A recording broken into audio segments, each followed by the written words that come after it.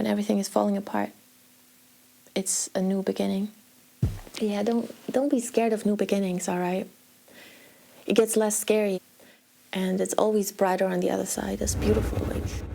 So yeah, this one is about trust issues. When you feel like a lot of things have happened to you and you just are not capable of trusting anyone anymore. Of course you're capable, but you just cannot have anybody hurt you again. You cannot go through that pain, and therefore you're not going to trust to a certain extent. I can give you like $1 and you go to the shop and get something. That's some type of trust I can put on you, but not more than that. So the line is very low. I'm just going through that a lot because it's like, honestly, everyone I know that I really want to see is at least more than 2 hours away, most likely with a plane. And I find it really, really hard to communicate with a phone and just not be able to see the people that I really want to see.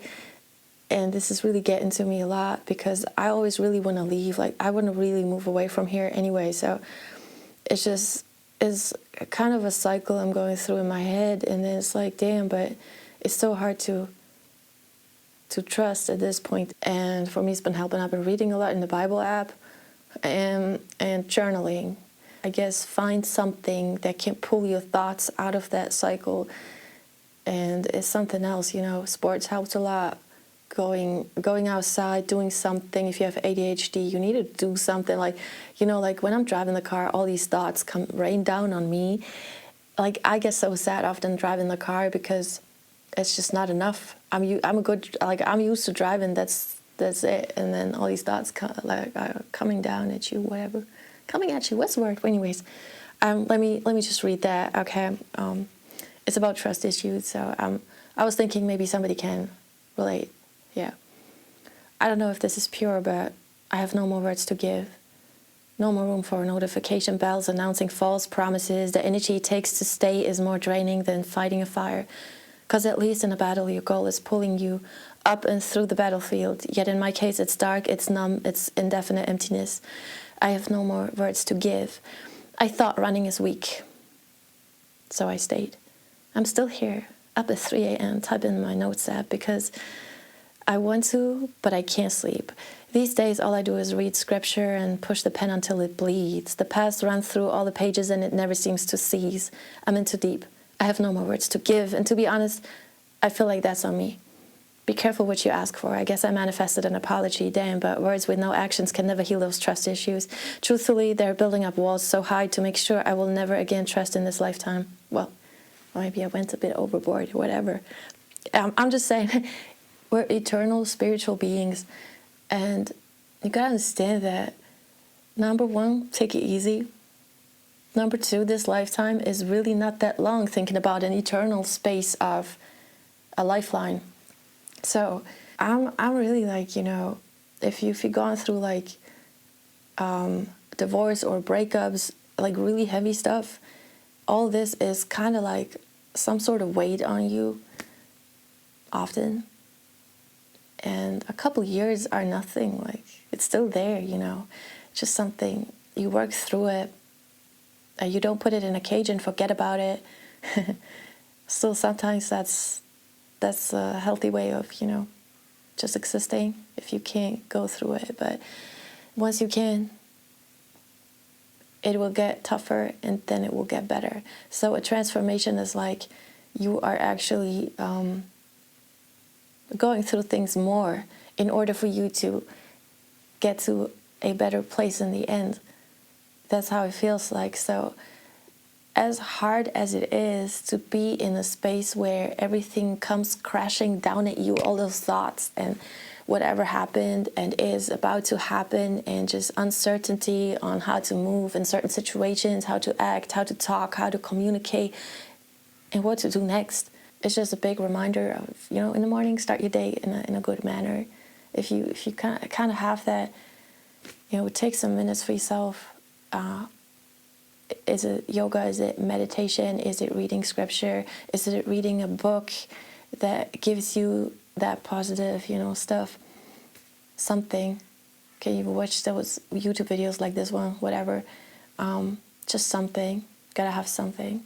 If it's not a person to talk to, you gotta have something to get you out of that space. And remember that, it's brighter on the other side. It really is.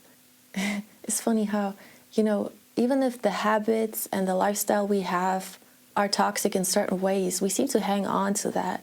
We seem to be scared of transformation and changes and want to run away from that. But it's actually brighter. It's better. It's not easy. And sometimes you're just reminding yourself that you're capable of so much more than you actually think. And your past is not what you're capable of. Your present is. Like everything you're actually now present in the moment, just being there is what you're capable of. And that's so much more. And I'm never denying trauma, but it will not define your future. That's just something I've been working through. I don't know. It's like, it's not even so much about myself. It's about the people I love most. It's just about how trauma destroyed all their life. And I'm not saying, destroyed all their life, but once you're getting to an age that's 70 or older, like, I'm just thinking you could have had a better life. And I want that for everyone. And that's why this is like something I like to address and work through. Yeah.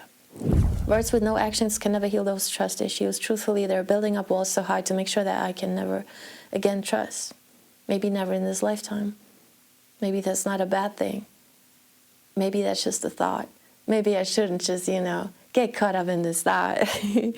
I have no more words to give because anything I could say is starting to feel like a lie. There's no more right or wrongs. And there's always this voice in my head telling me, that's what you asked for, Jay. That's what you asked for. Is that what I wanted? It's not. But still, I might have asked for exactly this. It's crazy I got it, and now I got to deal with it. I need someone to reciprocate my authenticity in a conversation. It's self-worth to not give away words that are never followed by actions. And I know mine, so that's why, sadly, I have no more words to give. Because I'm the type of person, if I tell you, I'll be there. I'll be there, damn, I'll be there. Everyone has a different personality, and I'm learning to appreciate that. The way you struggle with certain things, other people struggle with other things. So I don't expect anyone to be extremely good in everything that I'm good at. It's beautiful that we're so different. That's how you learn, that's how you love, that's how you live. What I do best is honesty. I will never tell you something if I didn't mean it. And if things go wrong and I had no idea, like last year, I was literally like planning on flying to the US. I was so sure because it was logically making sense. Then my car broke and everything fell apart. People I love got sick. I was obviously not good. This was not going to happen. Then I don't feel bad because I truthfully know that all these things happening wasn't something I could have foreseen, and that's completely fine. But that's the only way when I don't keep my word. That's the only time it is like that, through crazy things happening that's just out of my control. But still, I don't even expect that type of behavior from anyone else. Like, why would I expect somebody else to easily be so honest? When I often go out and I'm like, with some people, don't tell your whole life to them. It's really bad. Keep to yourself more. That's something I'm trying to learn. I'm not saying lie, but some situations, there's no need to answer a question or tell the truth because it's wrong. Like, they're going to flip it against you. They're going to use it against you. There's people that don't deserve the truth, and they're just shut, you know what you're saying? No information. Not every question deserves an answer with all the information. That's something I'm trying to learn. Oh, that's cute. But yeah, can I talk about angel numbers? I've never gotten these numbers in my life. Like, this is not a joke, but I just shut up now. Wait, is there more? Yeah, I wrote more here. You're only given the lessons that you can actually handle. And I know they seem too big to handle, and it seems like this is way too much. That's how it usually is. Just remember to stay strong. You're not the only one going through that.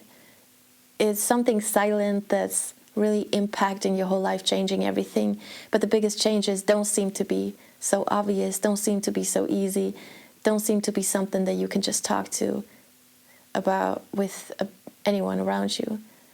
Those are the big changes, actually. So when everything is falling apart, it's a new beginning. Stay strong. I love you. Yeah, don't be scared of new beginnings, all right?